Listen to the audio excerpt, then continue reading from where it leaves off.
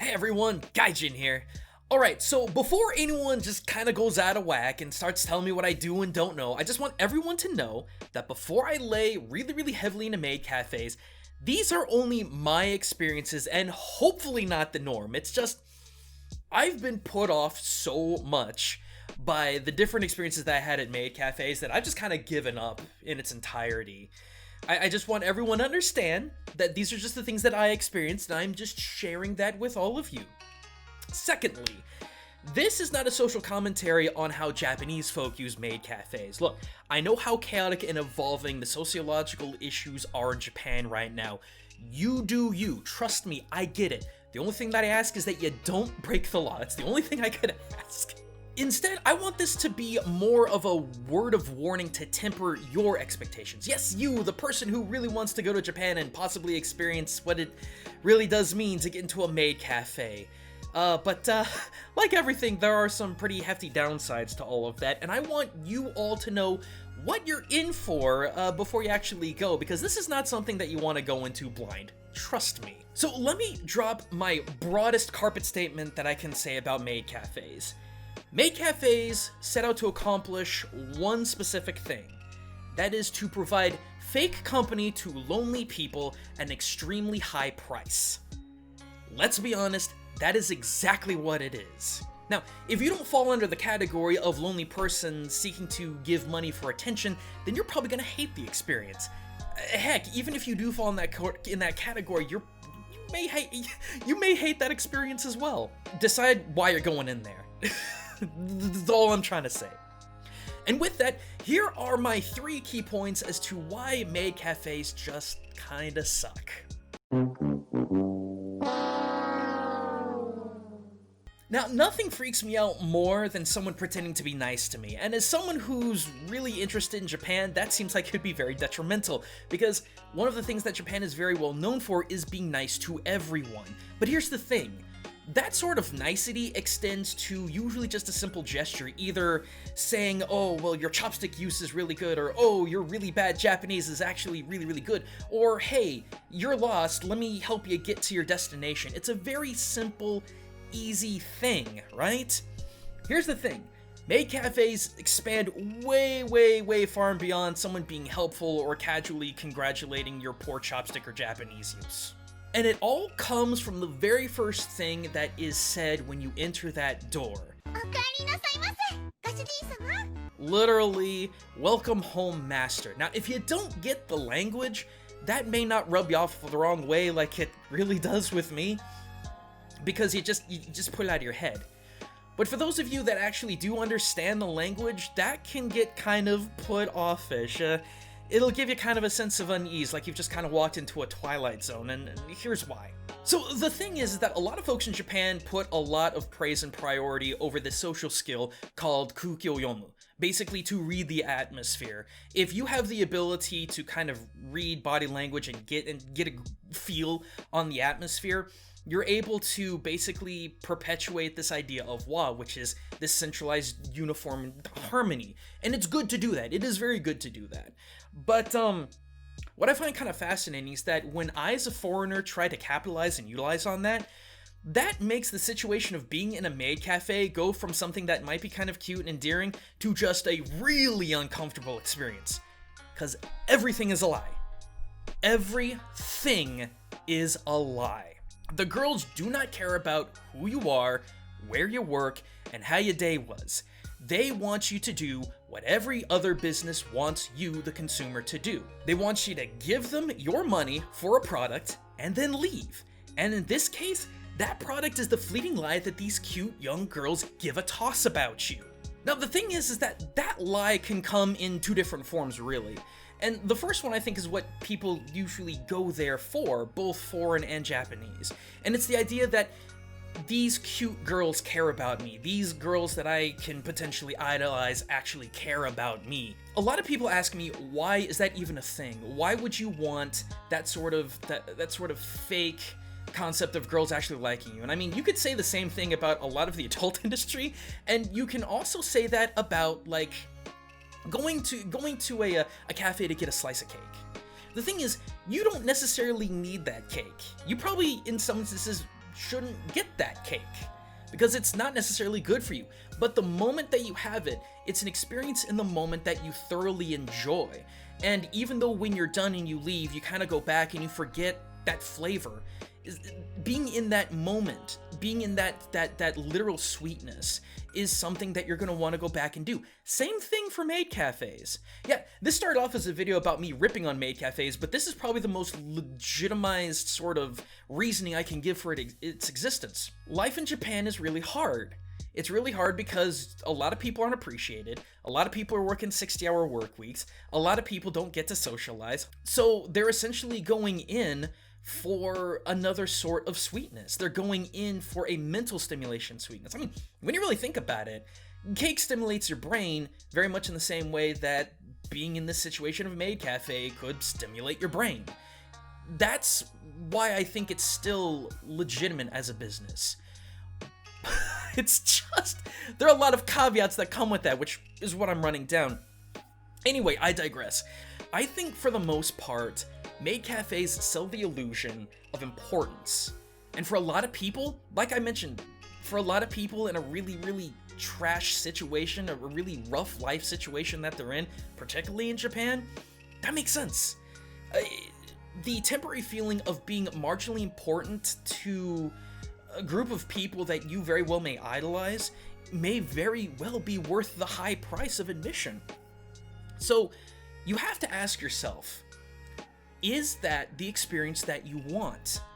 Do you want to pay the high price for that experience? That is, unless you're a Gaijin like me, because you, like I did, will have to face a whole brand new, just heaping pile of issues when it comes to maid cafes. And in every single instance that I was in, because I was a Gaijin, it was like they had no idea what to do with me. Like, I would go in and they would try to hide it so hard I could see visually on their faces like, oh, what are we gonna talk about with you? Can you even talk? Can you communicate? And I guess I can't hold it against the girls, but it's like, the conversations were so painfully awkward. I mean, painfully awkward. And it's just because they had no idea what to do with me. And it's kind of crazy too, because that's their entire point. Their entire point of existence is to make you feel good. But if they feel like they can't talk to you, or worse, they don't want to talk to you, you're blowing a lot of money for nothing. Well, maybe it's just because you're ugly. I can see the notion that I'm not exactly a studly American, not a studly foreigner, so to speak. I get that. I'm a chubby boy. I'm man enough to admit that. But the thing is, it's not like suave foreigners are going to be going to some back alley maid cafe. Awkward people are targeted. Awkward looking people, or hubs where awkward people are going to be going, those are the points of attack for maid cafes. I mean this very literally. Go to Akihabara, wait for sundown. I can't, just going down any street in Akihabara, you're gonna find 5, 6, 7 girls on any street, just toting advertisements, just in droves for their individual maid cafes, because that's where otaku are, and otaku are socially awkward people most of the time. I mean, let's be real here. That's their target demographic. So, of course, if you're going to be opening up to the foreign market, so to speak, when it comes to otaku, you're going to be getting some of the more socially awkward otaku in there, and it's just, I don't know what they expect. So let me talk about my first ever experience going to a maid cafe, and don't worry, I'm doing this in chunks. But the first bit that I want to talk about has to do with this topic of insincere sincerity. Basically, what the situation was is this is when I was not working abroad, but studying abroad. I was still in college. There was an otaku circle that I was trying to get into at the time. Fun fact, it didn't happen. That's a whole nother video on its own. But, bless their little hearts, they took me to a maid cafe because I told them that I had never been there before, and they were really stoked, and they wanted to have me go there. It wasn't on them. Here's the problem.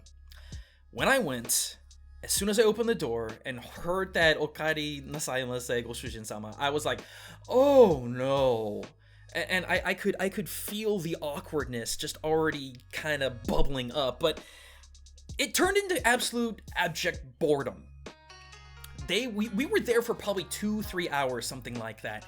And I have never been more bored in my life because the girls didn't talk to me. And granted, like, this is a group of other otaku. It's not like it was like ugly me with a whole bunch of like ikemen. It was more like this. So that's just what I kind of didn't understand. So the thing is that all the other guys got talked to. Of course they got talked to. They were there for, you know, they were the target audience, and they're for a reason. The girls though? No, I think one of them talked to me maybe one time, and it was like, where are you from? And then I said where I was from and like where I was studying abroad and everything, and then that was it. They just walked away. Just like, really? This is the one thing you're supposed to do, and you ain't doing it. Now, here's the thing. This was years ago. This was 7, 8, 9, possibly 10 years ago at this point.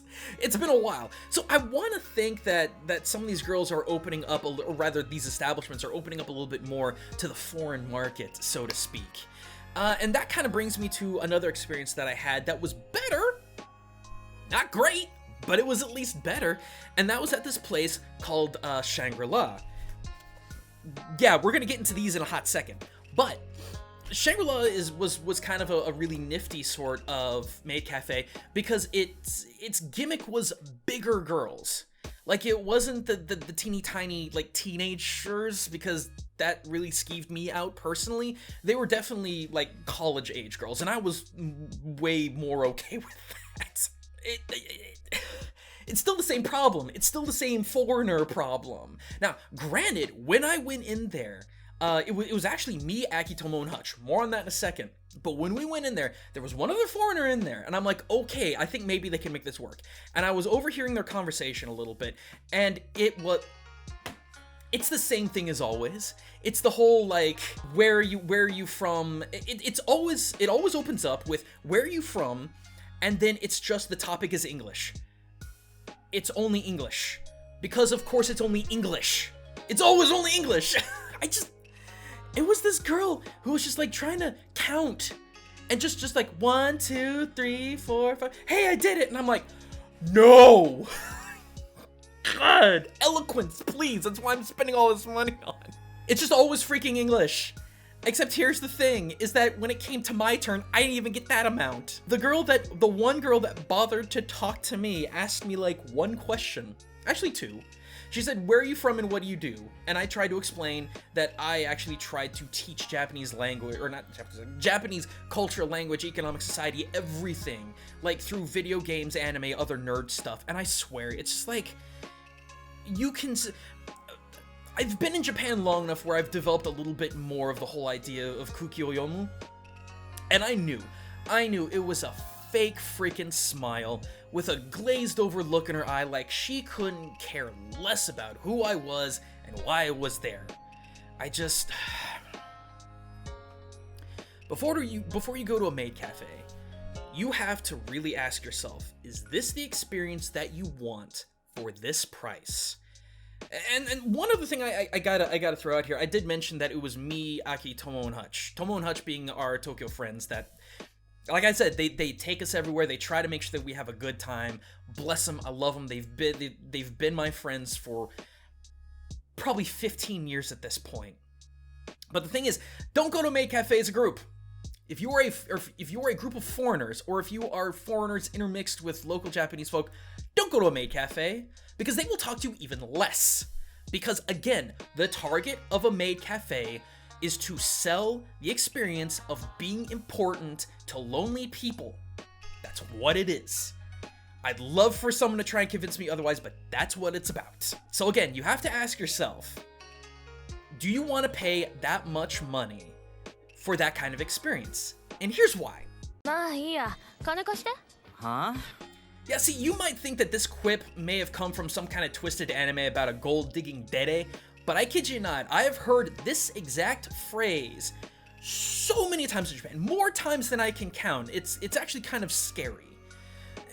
I heard it a whole bunch from my Sanensei girls, from my third-year senior girls. Yeah, I'm their teacher, they're my students, they're saying I'm cute, give me money. That literally happened. It was lunchtime. I actually had a couple of girls come up to my desk while I was working, And they're like, "Sensei, kane chodai?" And I was like, "Naze?" And the response was something along the lines of like, "Chou kawaii dakara," something like that. I heard it from a couple of poorly dressed harlots at a good number of Halloween parties. More on that in another video that I've put out on my other channel, but I swear, maid cafe girls, they just absolutely, they take the cake harder than any other female I've ever run into in Japan. So here's why. Let's run down the cost of everything. So first and foremost, you gotta pay a cover charge. There may not be any alcohol whatsoever. It may not be a place that has anything of any real value in terms of decor. Some of them do, but the ones I went to didn't. I had to pay $10 for the cover charge just to go in. Just to go in. All right? Let's talk about these for a second. Or should I say, let's talk about these for a hot second. If you want a picture of any girl at all, if you just want a picture at all in the particular cafe, it's gonna cost you money. It's gonna cost you. They actually have a payment plan. They're like you can have a certain number of pictures for this deducted cost, and the more pictures you get, the cheaper it is. And I'm like, am I being swindled?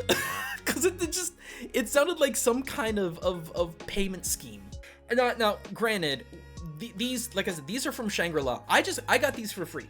Shangri-La's not bad. Shangri-La was not necessarily all that terrible when it came to cost effectiveness, but they did have a payment plan, and you could literally get like every single suit and every single. You can make a whole deck. All right, you can make a whole deck with all these cards of these girls, and I'm like, okay, maybe that's kind of cute, maybe a little creepy at the same time, but I've seen girls charge upwards of $20 for a mediocre Polaroid. $20. You can get, trust me, we'll get to food in a second, but you can buy a really nice, like, high-priced, like, dinner for that, and you haven't even eaten yet. Oh, and don't worry, you can't take any pictures. You are not allowed to take any pictures in a maid cafe. I tried.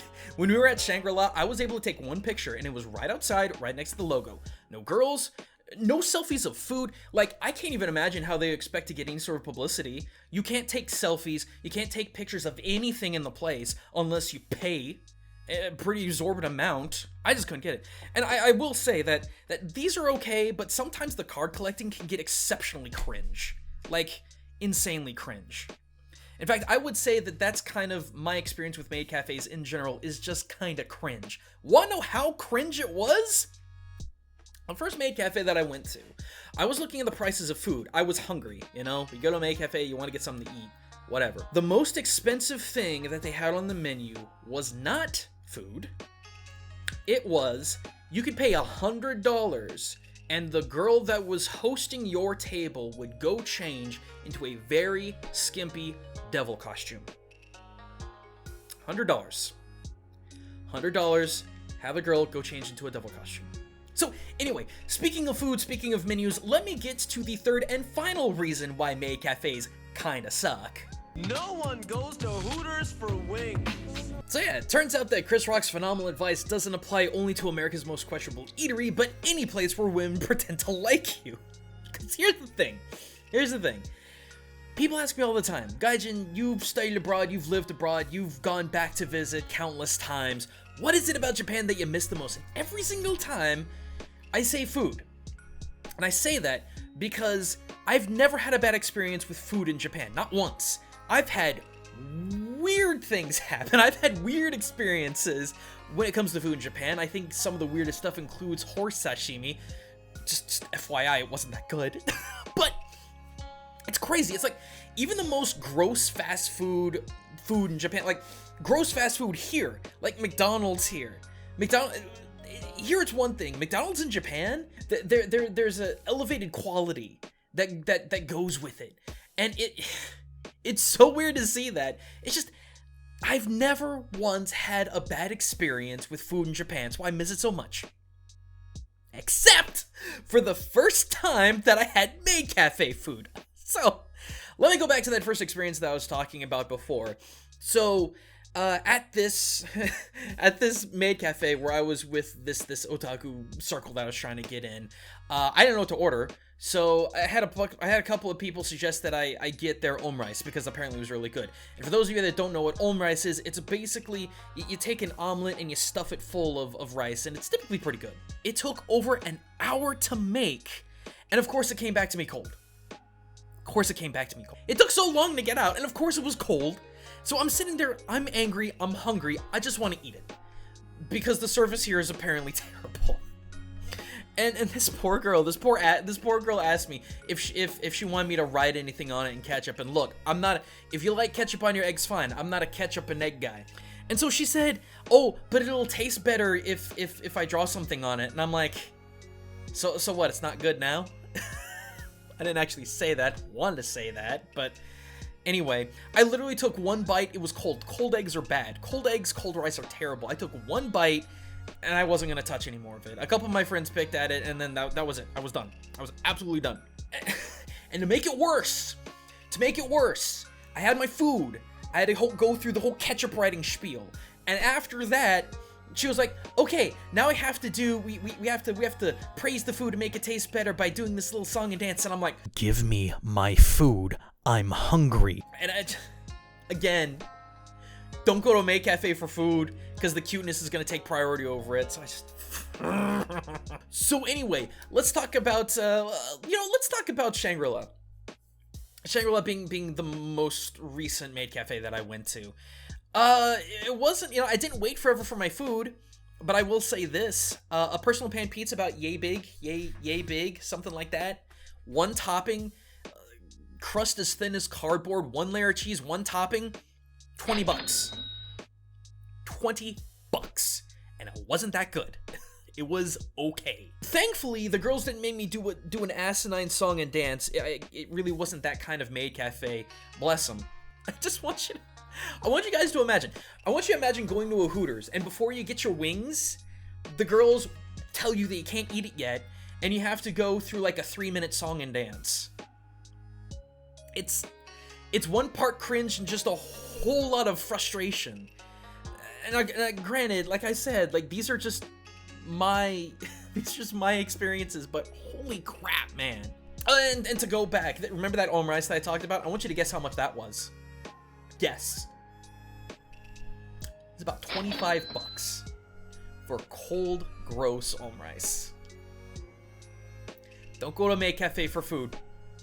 It's either gonna not be enough, as was the case with Shangri-La, or it's gonna be really, really poor quality. So at this point, I think a couple of you guys are gonna probably be asking me at this point, well, if maid cafes are a no-go, where can I go to Japan to have that kind of unique sort of restaurant-y atmosphere experience?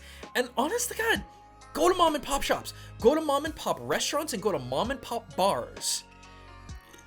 Do that for days. You wanna know why? Because they actually care about who you are. They care about what you have to say. When they ask questions about where you're from and things, they're very genuine. They want to know, and the conversation will keep going in that way. Like, especially if you're a foreigner.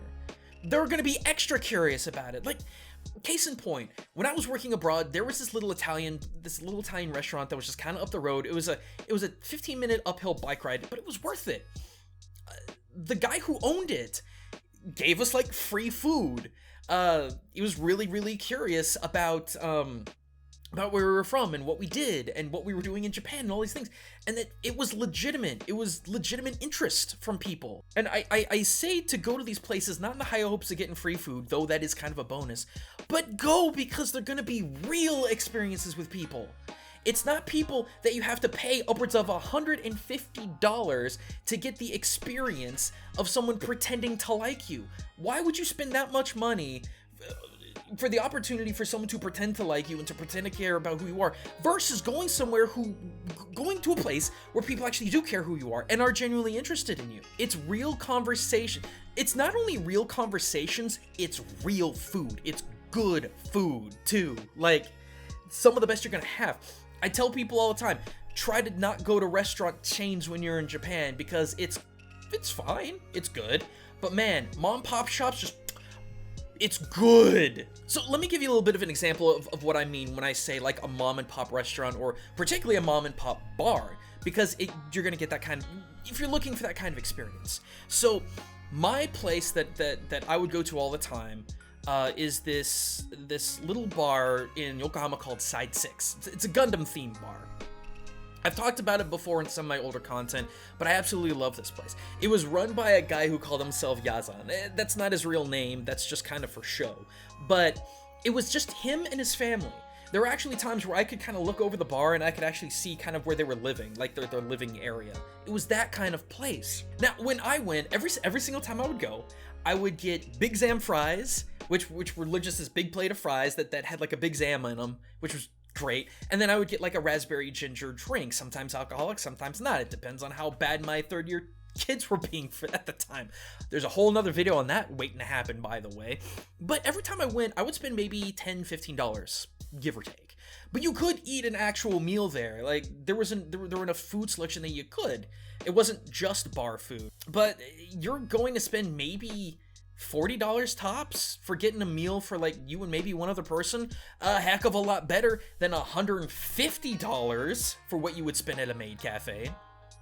Now, let me kind of break down the cost though, because it's like these places are still going to ask for a cover charge. Like when it came to Side 6, the cover charge was $8 per person, which very, very similar to the Maid Cafe. But here's the thing, the Maid Cafes that I went to, there was nothing special in there. It just had some kind of cute decor, and that was maybe about it. But Side 6 had like old ancient relics of like Gundam, like stuff that you couldn't get publicly. It was stuff from like when the series came out, stuff from like the 70s and 80s and things like that. So yeah, having a cover charge for that, especially if you're serving alcohol, makes sense to possibly replace all those things. So when I first went in, it was kind of awkward. I mean, any place you go as a foreigner in Japan, especially if it's a social place, it's gonna be awkward at first. But things came around very, very quickly. I was able to communicate to Yazan in Japanese as best that I could, and he responded back, and yeah, I felt really welcome. And I kept coming back because the conversations were real, and the kinship was real. I remember a lot of our conversations that we would have was basically me talking to him about what it was like to be essentially a Gundam fan in the US. What did the US favor in terms of Gundam versus Japan? And we would always talk about how Universal Century was the big thing that the Japanese audience would focus on, and for us in the States, it's the alternate universe Gundams, Gundam Wing, Gundam X, G Gundam. That's what was popular, and I don't mean to digress here, but I mean, it was real. I wouldn't have that kind of a conversation with a maid at a Maid cafe. You kidding me? A couple other things too, like there would be times where like Yazan would let me decide, like they had this big screen TV where they would just constantly be playing episodes of Gundam just from different seasons, different generations, whatever. There'd be times where he'd be like, hey, what do you want to have up on there? Like, especially if I was the first one when they opened up, Yazan would ask me, what do you want to watch up there? And I'd be like, Gundam Wing, Gundam X, like the non-Universal Century stuff, which of course wasn't popular, but whatever. He gave me that ability. I wasn't gonna get that in a Maid cafe, you kidding? But the best. My mother came to visit me. And I took her to Side 6.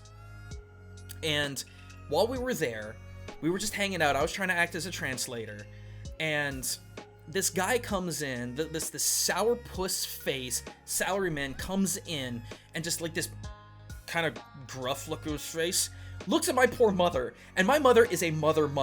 You know what kind of people are like that. Like, she lives to be a mom, and bless her for that. This guy looks at her, gives a and she smiles back. She smiles a big warm mama smile back, and he grimaces and he walks out.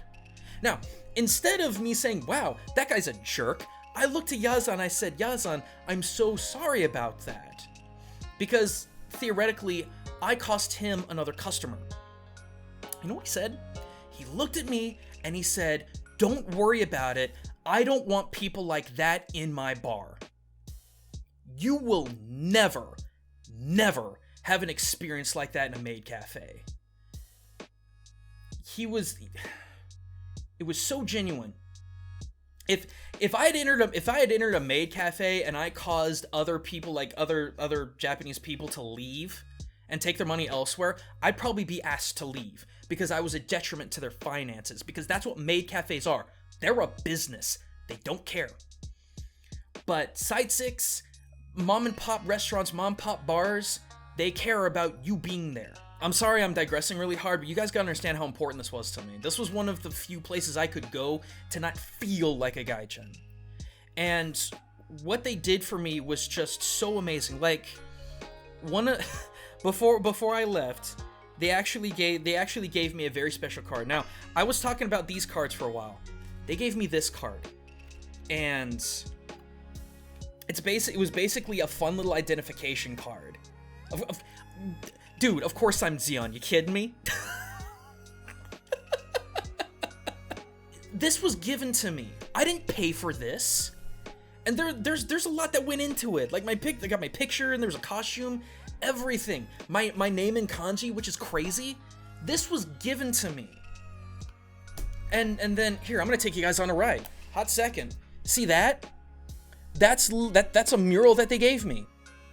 Every staff member signed it. You're not gonna get that from a maid cafe. You're absolutely not gonna get that from a maid cafe.